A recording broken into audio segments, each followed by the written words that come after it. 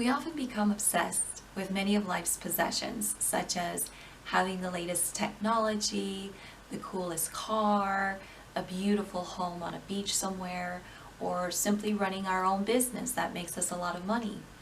But what do these things have anything to do with our own happiness? In a way, they give us the simple pleasures of life, such as driving around your fancy car with your friends and family, perhaps to a nearby vacation hotspot, or using the wealth you amassed over the years from your own business to build your own home and to design it the way you want to. There's no shame in that. You worked hard for it. You sweat and toil to build and design your dream house. But will it give you that lasting satisfaction you're thirsting for? And what I mean by that is the size and design of the home that deeply satisfy a need, or is it the image of having your friends and family in a beautiful space where you can enjoy your time being together? And in regards to the car, is it really about the make and model of the car? Or is it the feeling of having that freedom of getting around in a vehicle that's sound and convenient with its special features? Or maybe it's to get the attention from others to let them know of your social or class status. And when it comes to any form of entertainment, is it because we truly enjoy the art of it? Or are we feeling quite bored with our lives that we prefer to distract ourselves with what's on TV instead? Whatever it is, this may be a good time to go deep within ourselves to see what we're really thirsting for instead of allowing the media to decide for us. In this age of consumerism, what is it about buying this and that makes us happy momentarily? We all know that it doesn't last. I mean, it's what we hear all the time, right, from everyone. Yet we continue to consume. Some of us are completely happy with our purchases when it comes to something practical that you can use on a daily basis. Perhaps whatever it is that makes your day easier or manageable at home or office. Or perhaps it adds a new feature to your day that can make it enjoyable. For example, using a headset or earphones. They are very practical in the home or office. You can listen to whatever you want without disturbing others. They're lightweight, very accessible, and they don't cost a whole lot if you're not looking for, to use it for professional use, such as producing music or shooting a film. But it's readily available to just about anyone around the world. Now, what about other products, such as buying the latest MacBook or the latest iPhone, which this is not the latest? Do you feel happy with your purchase? Do you feel you got a bang for your bucks? In most cases, I find that people are happy with the product, but then they say, I paid a ton for it. So there's this mild disposition in their voice that they're not completely satisfied because they feel that they paid too much for whatever they bought, which is understandable. Some doubts may come across their mind as to whether it's worth the cost or if it suits them at this time. I mean, there are features available within the product that we may never even bother messing with. So how do we feel overall with our purchases? Do we feel like we got a bang for our buck in a sense? Or do we feel we got played in a way? It's hard to say at times because they're not all like headphones, right? We don't use these products in the same way. I mean, headphones or earphones are necessary in some cases. I myself use a headset for work because I work on my laptop at home. It's necessary for me, and it was relatively cheap. But when it comes to laptops, I paid half of what a MacBook cost, and my laptop has lasted me for over 5 years so far. It's still running well, and I could do a lot on it. I don't feel like I'm missing out on anything. It even has a touchscreen feature, which I use perhaps maybe once or twice a year. For the length of the time I've had my laptop, and for what I've been able to do with it, I have to say that I've got a bang for my buck. But of course, that's based on my day-to-day necessities for work and my personal life and other activities that I enjoy doing.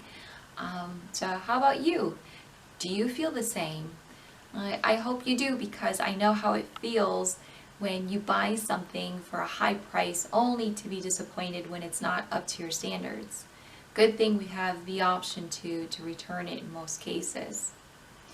Well, anyways, my point is that we tend to have an obsessive quality trait when it comes to consumerism.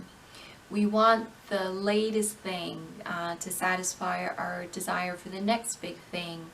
But what if this isn't good for us? What if this isn't good for the people who are employed to make the products? What if this affects the environment in a negative way? What if politics get some sort of action from it? It's certainly not unheard of that politicians or political parties can gain something from our consumerism. What if small businesses get hurt from this because of their inability to mass produce or because of limited resources? What if you get affected in such a way that you were cheated in a way? Like you didn't get what you feel is deserved based on the money you spent on it? What if animals are mistreated by experimentation done on them? What if you affected your friends and family in a negative way by using it? I mean, perhaps it's, I don't know, really loud and noisy that it keeps your neighbors up from a full night's rest. What if your life changed in a negative way by using the product? I mean, maybe your health is affected. You might be taking on more risks by using it. Not only you, but others around you. You yourself may be bringing in more frustration or agitation in your daily life by using it. At times, we don't stop to think about the negative consequences we may deal with when buying the latest gadgets. We just think, we just see how cool it is, how it looks and feels, or what added features it has, or how it can make our life better. Come to find out that it's not as good as we thought.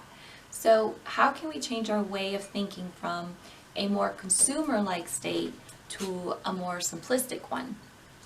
Simplistic meaning, how can we find ways to truly satisfy those thirst for material things with meaningful things? Now, not having money, for one, stops this in our track when it comes to shopping for unnecessary things. But even then, we manage to find a way to get a hold of some money to buy whatever, out of desperation. And this is unhealthy, really, because it's placing importance on a product, than the bare necessities. We already know that in most places around the world, eating healthy means spending quite a bit of money, more than what we used to, spend 20 or 30 years ago. Unfortunately, it's that way now. But going back to the word meaningful, what does that truly mean? Well, full of meaning, right? What gives us that feeling? What gives us the sensation that we receive something that's full of meaning? Well, after sitting for some time pondering on the word meaningful, I find that it's meaningless in this context. I mean, each of us is so different. We are unique in our own ways. What means a lot to me may mean nothing at all to you. What I find purposeful in my life may have no purpose in yours. What could be considered meaningful for most people may not be appropriate for others. What may bring me joy may do nothing at all for you. I mean, I could stand in the sun, tilt my face towards the sun and simply find joy in that. But for some, they may not experience such feeling when doing the same thing. So what I'm trying to say here, well, basically that we each have to find what is it that satisfies us individually. What is it that brings you joy? What is it that means a lot to you? Because until we do, we'll be walking around drowning in the world of consumerism that affects each and every one of us. There's a chain reaction when it comes to consumerism, and someone always gets hurt. Perhaps reducing our love of spending on products we don't necessarily need, or on products that harm the environment or people in society in some way, will reduce the problem of what we are incurring on ourselves. Think about it. We buy this and that innocently. We don't know what goes into making a product before it hits the shelves. We don't know how much damage it's done somewhere before it was exported. We don't know if we're contributing to it in any way. Why?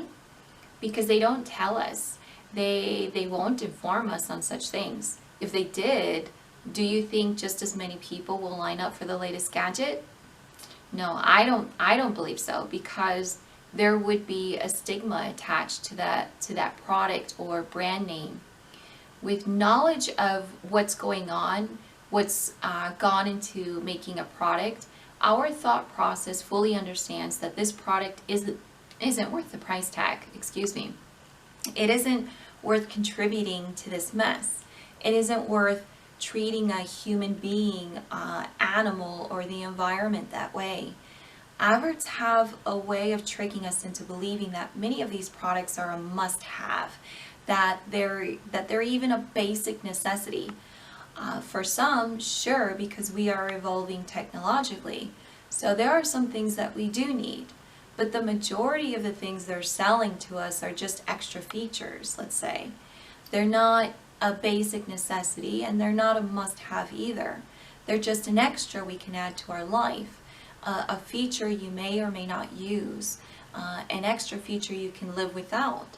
They don't make your life any better. They just add a bit of entertainment is all. But what of those that are deemed as necessary, but we just can't have them yet? Like a new refrigerator because the one you have is about to break down, or a new toaster oven because it saves energy and time, or perhaps a new kitchen set because the one you have is completely out of date and it looks horrible that you don't even want to invite your friends or family to your house. What of those situations? Well, maybe it was a good time to replace, the fridge, but what about your other priorities, such as, paying a bill that's around the corner, or maybe it's rent time, or maybe you owe someone and you promise to do so on a specific date? What can we do? You see, situations like this and others come about. And when that's the case, then we've got a financial situation. Consumerism has a way of putting our priorities out of whack. There was a time when it was the norm to put away money for a rainy day. This continues for the most part in Spain, I find, but that's slowly eroding. I was shocked a couple weeks ago because of what I found in my mailbox. My bank here in Spain mailed me a credit card. Now, when I arrived to Spain in 2009, people didn't even know what that was, and I was asked several times, why do so many Americans talk about making payments on their credit card? And I had to explain to them, what the concept was, and for them, in a way, it was unbelievable.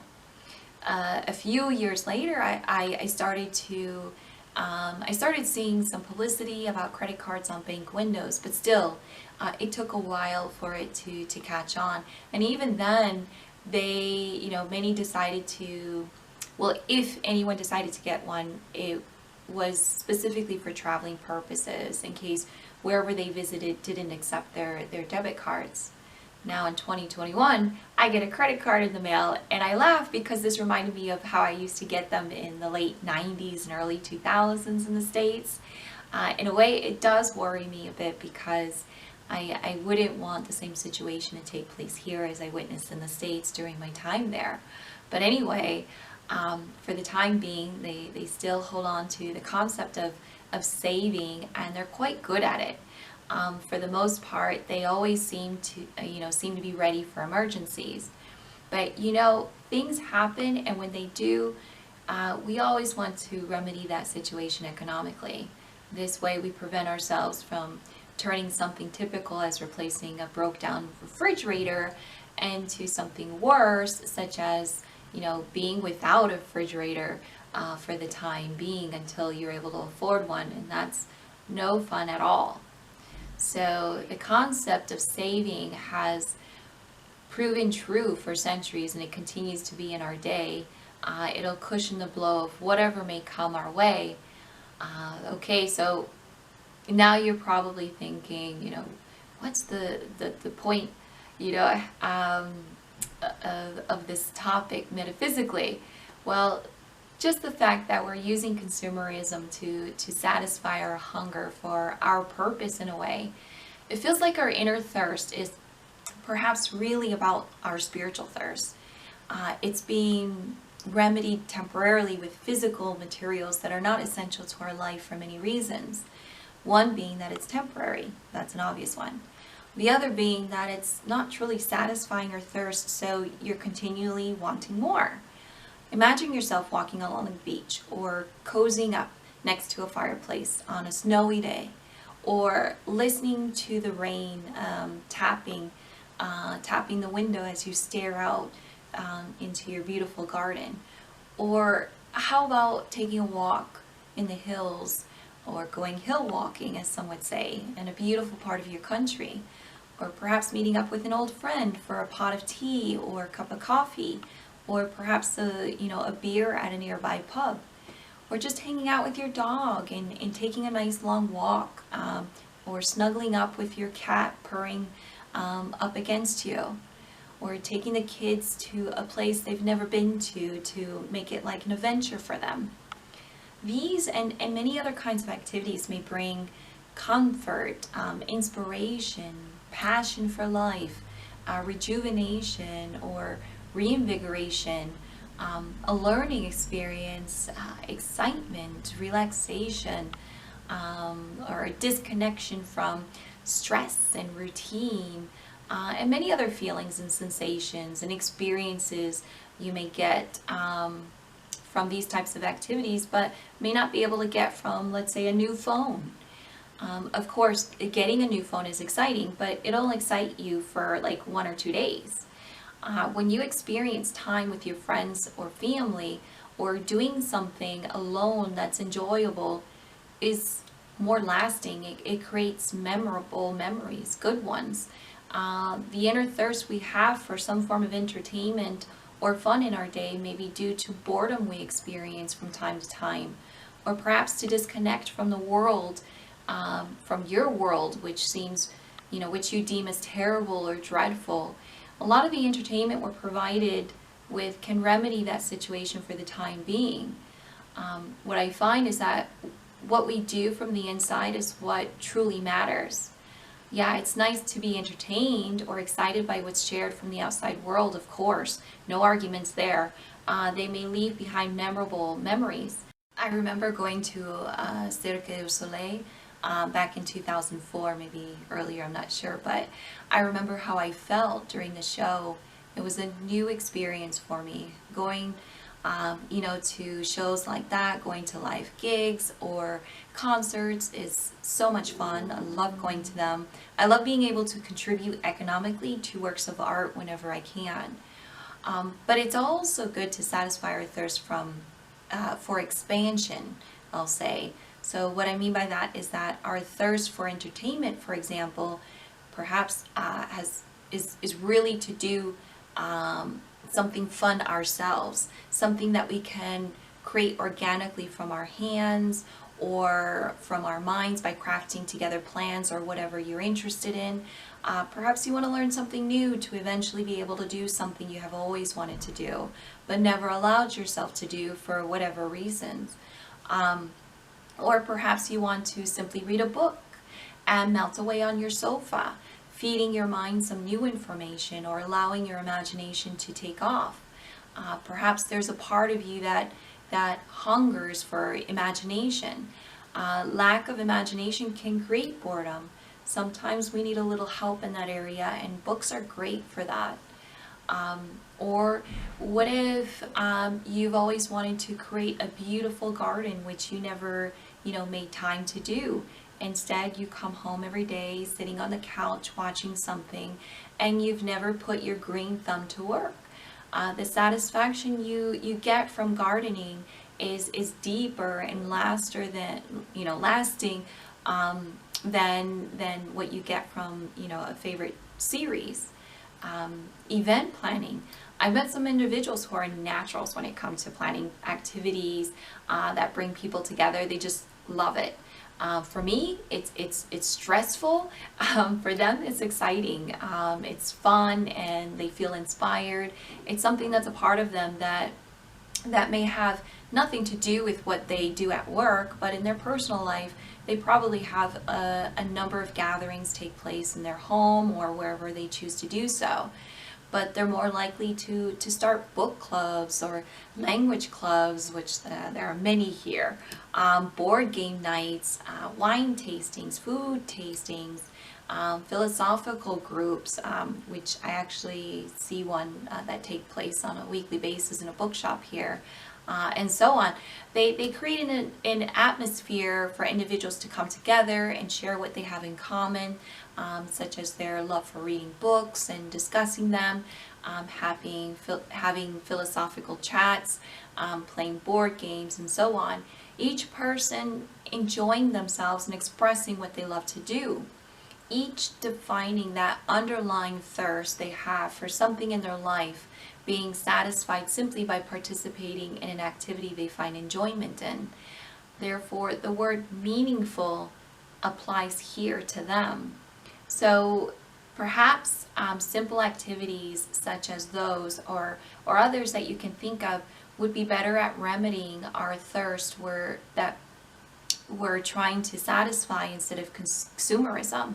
It's hard when you're inundated with adverts everywhere from all directions, and there's no encouragement anywhere that's suggesting what's good for your mental health and ways to satisfy your thirst for what's meaningful in your life. I noticed a huge, difference in my spending after some time, in Spain. It's very typical for me nowadays to hold out a bit longer on a new phone, laptop, watch, anything. I usually wait till it dies, and I think it's because I've been heavily influenced by the culture of spending here. I noticed that this is what people typically do here, and I suppose I just started doing the same thing. So, yes, there are adverts everywhere, but I don't receive them the same way that I used to when I was living in the States, for example.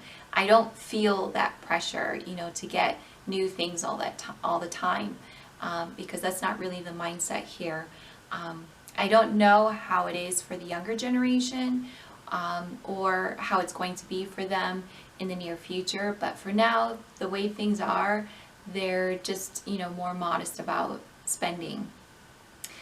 It seemed much easier in the States to spend to a point where we put ourselves in an uncomfortable situation, and we don't feel any satisfaction from that.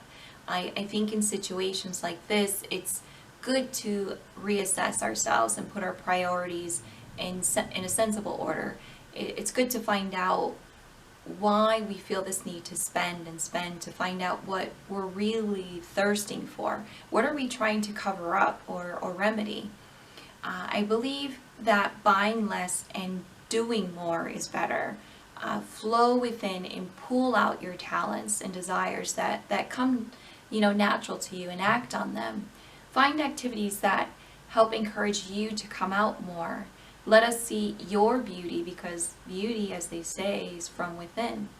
Let us see the real you come into action. Yes, there are haters out there, and there always, will be, but we have to let that go and push forward and do what makes us happy. Well, thank you so much for coming onto our channel, Metaphysical Awakening. We hope you have, we hope you enjoyed what you heard today, and We thank you so much for your support. I know nothing is easy when it comes to being ourselves or doing things for ourselves, but I believe the benefits outweigh the hardships that come along with this journey of self-discovery. I'm finding that to be true for myself. We welcome you as we grow and learn together.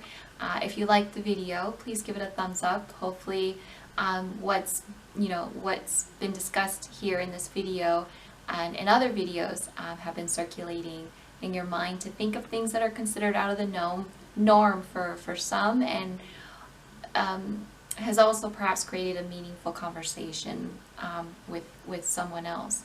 Oftentimes we get trapped in having very superficial conversations, and I truly believe that having a well-meaningful one produces a deeper understanding and connection with others.